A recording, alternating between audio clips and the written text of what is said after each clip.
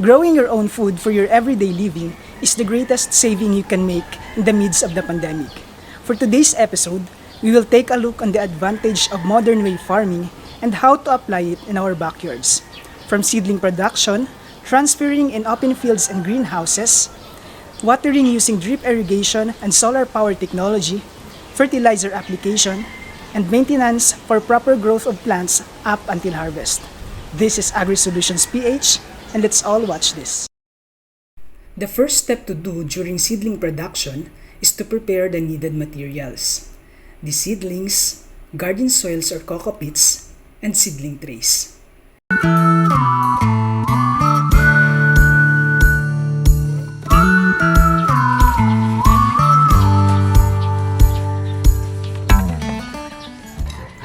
Load the seeds one by one in order to control the environment in which they grow.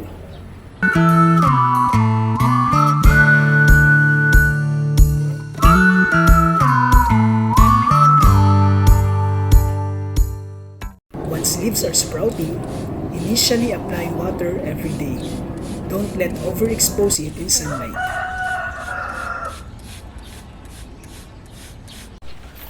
After 1 week, when seedlings are ready for transfer, prepare the area for seed propagation, either in nursery, greenhouses, and open fields.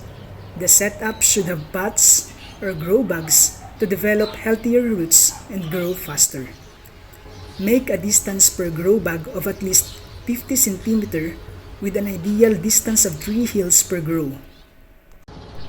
Using solar power technology, the easy flow of water distribution can be attained. Stored water in tanks will be driven by the energy of solar through pump. Water will be distributed evenly every hill using drip irrigation. Using switch, controlled distribution of water can be attained.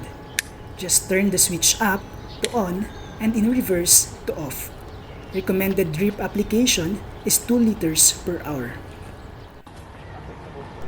To apply fertilizer, prepare in a container the needed materials and with proper ratio of fertilizers needed by the plant. Pour in water tanks so that during drip application, the fertilizer will be incorporated within the irrigation water by the drip system.